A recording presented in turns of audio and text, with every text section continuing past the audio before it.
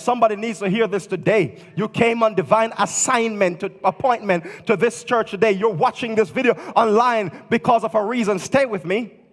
Because God has a specific plan for everyone who comes on this earth. Whether a person spends 1 day, 1 year, or 100 years, every person that is born on this earth, God has a plan. You did not catch God by surprise. Your mom and dad might have done their thing and something happened. Oh, we're pregnant. No. That's not the first time God knew that you were coming. God knew that you were coming long time ago because God had a specific plan. Come here, Jeremiah, help me out. Let Jeremiah speak to you a little bit. Jeremiah chapter 1 and verse 5. Here Jeremiah, as was looking at the clay, I'm sure maybe he was reminded of his own specific plan that God gave him. The Bible says in Jeremiah chapter 1 and verse 5, before I formed you in the womb, I knew you. And before you were born, Jeremiah, I set you apart and appointed you as prophet to the nations. God was making something specific, a specific plan for Jeremiah before Jeremiah even got here. None of you entered into this world without God having a specific plan for your life. It's not like you just pop up. No, God saw that long time ago. So whether you got here out of wedlock, guess what? God had a plan for you. The moment you were here, guess what? Before you were here, the text says, I knew you. The text says, before you were in your mother's womb, before you were conceived, before the event happened in the back of the car, God said, I knew you anyhow and made a plan for you. Somebody knows what I'm talking about. God knew you. Yeah, so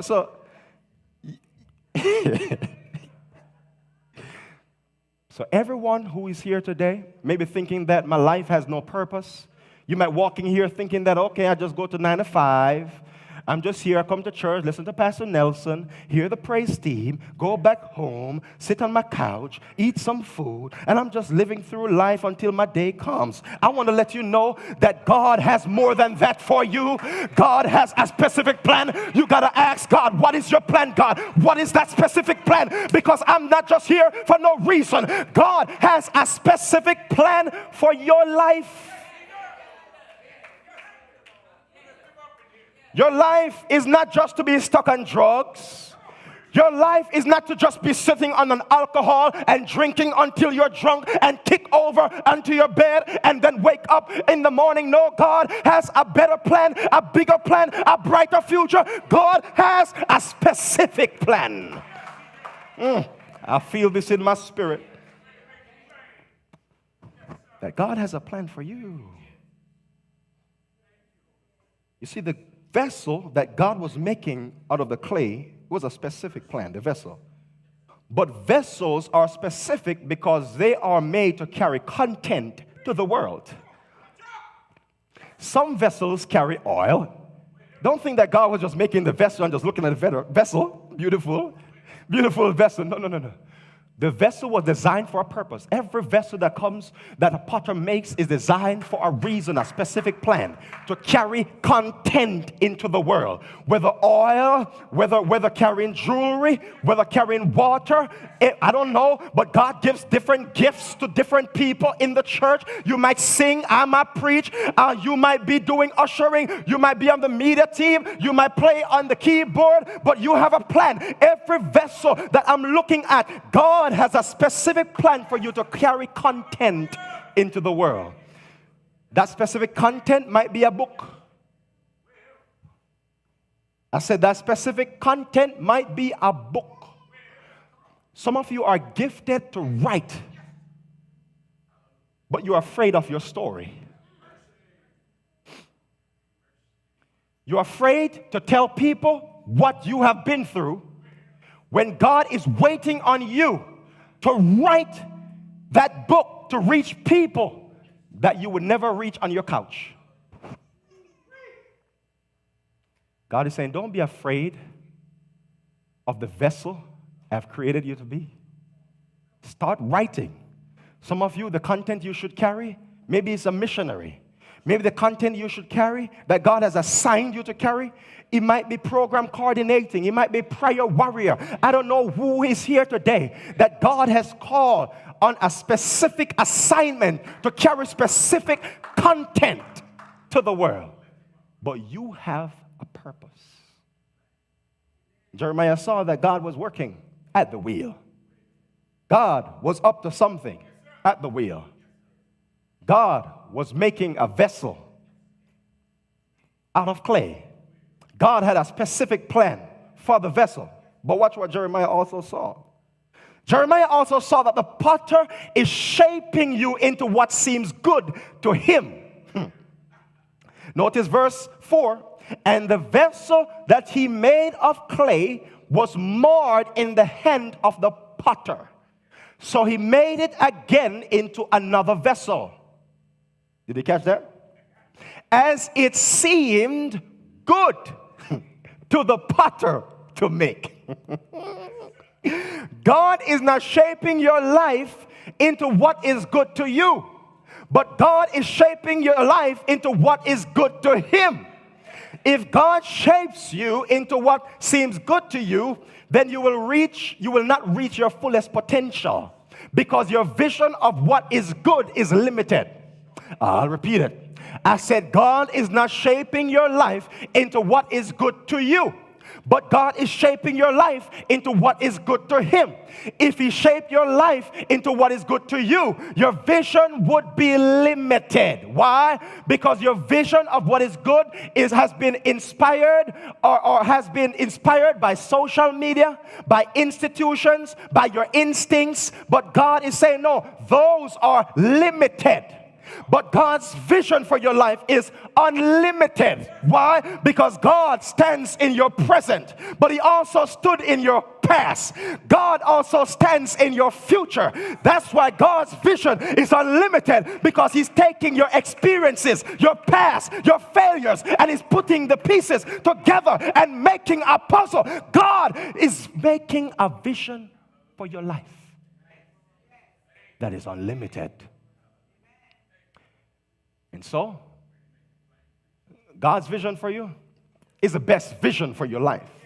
Not what seems good to you, but what's good to him. If you would write your own vision, you would want God to, no, God, don't hide my mistakes. I don't want no one to know about my mistakes. But God is saying that that's the version seems good to me.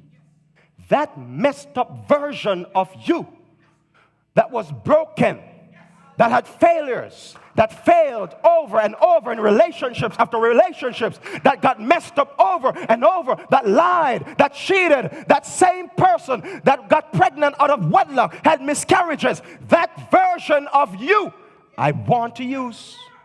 That's the one I'm looking for, because that version seems good to me. That's the potter who says that, yeah, this version seems good to me.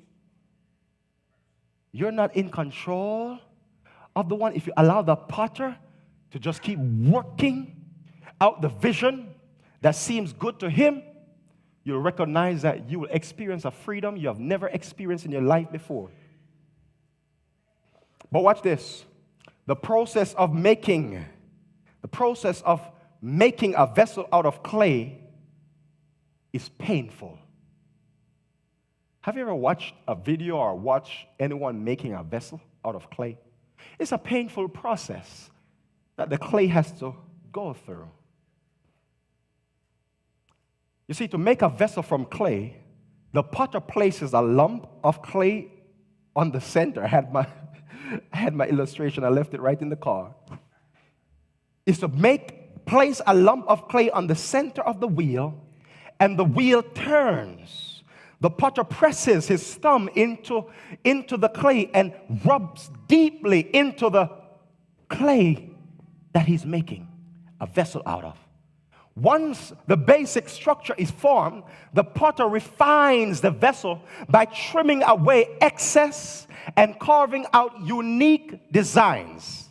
The potter adds and takes away. Finally, the potter places the vessel, watch this, in a fire hot enough to make it strong and keep its shape, but not hot enough to cause it to crumble. Sometimes following the potter's plan doesn't look promising, so you choose your own path. When the fire is turned up, when you are about to get ready to experience what God has been planning all along, you have to go through the fire. But when you go through the fire, that's when many of us give up and say, Potter, stop, please, please, please. I don't want to go through this. But watch this, because in the process, while it's painful, as you're going through the fire and you're crying out, God, I don't want to go through this process. It's too painful. I want to let you know that that's when the enemy tries to show up. When you're in the heat and when you're going through the pressure and you feel like you're about to crack, when you feel like you're about to break, he comes in to try to discourage you. And the reason why the clay sometimes becomes marred, why it becomes marred, is because of its resistance to go through pressure. The reason why the clay spoils, the reason why the clay becomes marred is because it starts to resist the pressure. It starts to resist God and say, God, I don't want to do your will right now. It's too much. But don't let disaster make you divert from the destiny God is designing for your life.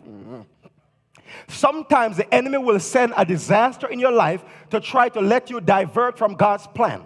The enemy will try to send a disaster after your health, your finances, your family, and your relationship. The enemy will send a disaster after your dreams to make you question whether God's plan is perfect for your life. And the disaster is designed to divert you from your destiny.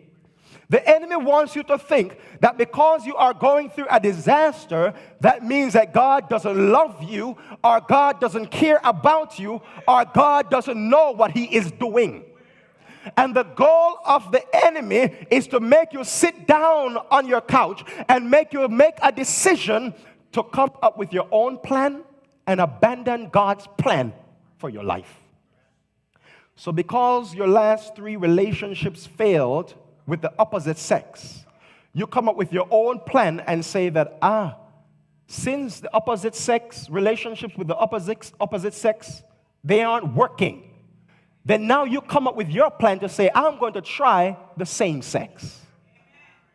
You have abandoned God's plan and create your own plan because you're going through the pressure right now. Some of you have been through different things under the pressure and you have given up on God because the business is not progressing as you hope it would progress or as God promised. Then you start to sleep around with that $1 million boss you have just for you to just for the process to be expedited. And you are abandoning God's plan to create your own plan.